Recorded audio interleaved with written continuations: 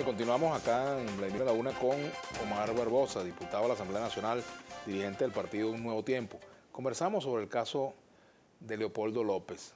Ustedes plantean que de ganar mayoría en la Asamblea Nacional, lo primero que querían sería una ley de amnistía para resolver ese y otros casos. Así es. ¿Es poco viable que antes de las elecciones pueda prosperar en Venezuela un mecanismo de amnistía? Es poco viable porque depende de la voluntad política del gobierno, que vemos todo lo contrario. Porque aquí se ha podido intervenir desde hace mucho tiempo con un sobreseimiento a los perseguidos políticos, en el caso de Leopoldo y de otros, que eso tiene antecedentes históricos. El presidente Caldera dictó un sobreseimiento al expresidente Chávez por un caso bastante grave, porque le intenta un golpe de Estado. Y el sobreseimiento es el máximo perdón que se puede otorgar porque se borran ¿cómo se llama? Los antecedentes, el hecho mismo, ¿no? ¿Sabes que el indulto prospera cuando ya hay una sentencia, cuando la persona está condenada? Pero el sobreseimiento es antes de ser condenado. Claro, en cualquier estado de la causa. Sí, en cualquier estado de la causa y no le queda ningún antecedente a la persona beneficiada y puede ejercer sus derechos políticos.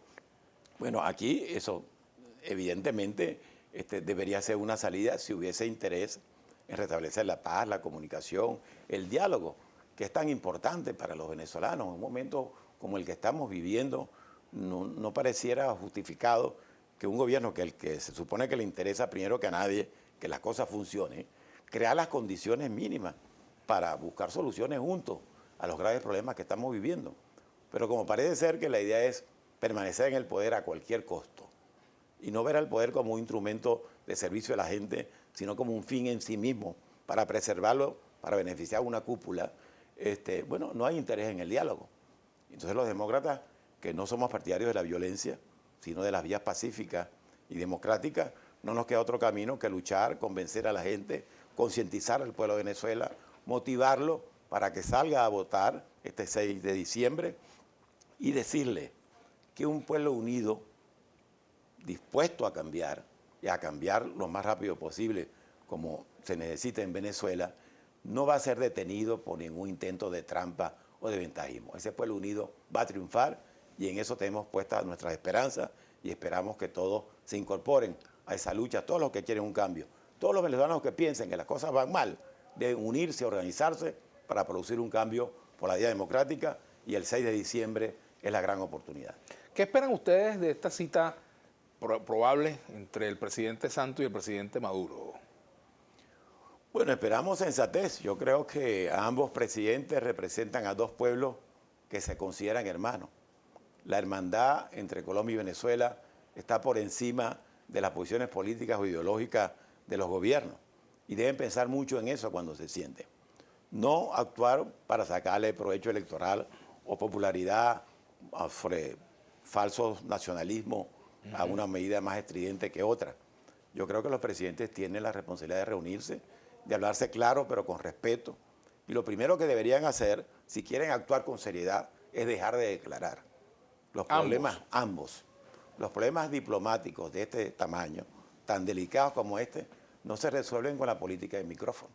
Si debe haber un acuerdo entre Venezuela y Colombia, entre los dos gobiernos, el primero que debe haber es suspender las declaraciones mientras se producen las conversaciones. Porque mientras esté declarando, cada quien quiere ser más radical que el otro o más nacionalista que el otro, e irresponsablemente caen en una conducta que puede más bien agravar las cosas en vez de crear condiciones. Lo que pasa es que se ha puesto de moda en Venezuela y en el mundo, chicos, eso que llaman la diplomacia presidencial, ¿no? Que los presidentes sustituyen a sus embajadores, a sus cancilleres. De diplomacia tiene muy poco. Diplomacia de falta de humildad de los presidentes, que no se dejan asesorar y que creen que son todo. Los diplomáticos son profesionales, o deberían de ser profesionales. Lamentablemente a veces llegan a cargo diplomáticos gente que no tiene ninguna trayectoria, ningún profesionalismo en esa materia. Pero para eso existen las cancillerías. Y los presidentes van a hablar de último. Luego que la Cancillería, los asesores con experiencia, les recomiendan lo que van a hacer. Siempre, por supuesto, defendiendo los intereses nacionales. Pero si en algún caso se justifica prudencia y responsabilidad, en la relación colombo-venezolana. Es una relación, repito, que es entre dos pueblos hermanos, que no se merecen enfrentarse porque los gobiernos no son capaces de actuar responsablemente para ponerse de acuerdo. No hay problemas de fondo entre Venezuela y Colombia. Ahora, ¿en qué tiene razón el gobierno del presidente Maduro y en qué tiene razón el gobierno del presidente Santos? ¿Y en qué no tienen la razón? Bueno, el presidente Maduro tiene razón en el sentido de que Venezuela soberanamente puede decir cerrar su frontera, independientemente de que muchos venezolanos creemos que esa no es la solución, pero tiene ese derecho.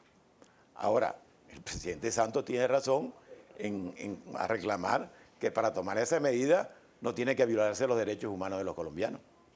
Y que si hay una relación bilateral, si hay dos cancillerías y se ha tomado una medida de ese tamaño, de esas consecuencias, lo lógico es conversar previamente.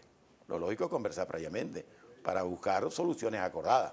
De tal manera que ambos tienen parte de razón, pero evidentemente la decisión venezolana es una decisión precipitada, violó derechos humanos de colombianos y venezolanos en la frontera, y eso no lo puede aceptar Colombia. Ahora, Colombia también tiene que colaborar a los efectos de normalizar la situación, porque a ningún país le conviene una situación de este tipo cuando hay tantos problemas importantes que el pueblo está sufriendo y que merecen atención prioritaria. ¿Ha actuado bien la oposición frente al tema? Bueno, yo creo que sí, porque ha dicho la verdad. Ha dicho la verdad. Nosotros tenemos informaciones muy serias de que el gobierno, frente a la realidad que reflejan las encuestas, de que están derrotados, pero bien derrotados en este proceso electoral, que el gobierno está buscando excusas para suspender las elecciones. Y la manera precipitada, violenta, violatoria de los derechos humanos como se toma esta medida, nos hace pensar que pudieran estar buscando que el conflicto escale para justificar una decisión de ese tipo. Ojalá que no ocurra, pero yo le hago un llamado al pueblo de Venezuela para estar en la calle, luchando democráticamente, reclamando elecciones y dispuesta a participar en favor del cambio, que es la única vía de resolver los problemas de fondo que está sufriendo el pueblo de Venezuela. Pero quienes piensan que esta situación en la frontera, que se ha generado con el cierre de la frontera, más bien no es para suspender las elecciones, sino para ganarlas.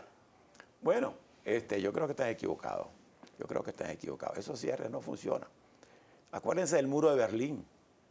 ¿Por qué cayó el muro de Berlín? Esos muros militares en la frontera siempre traen consecuencias peores que beneficios.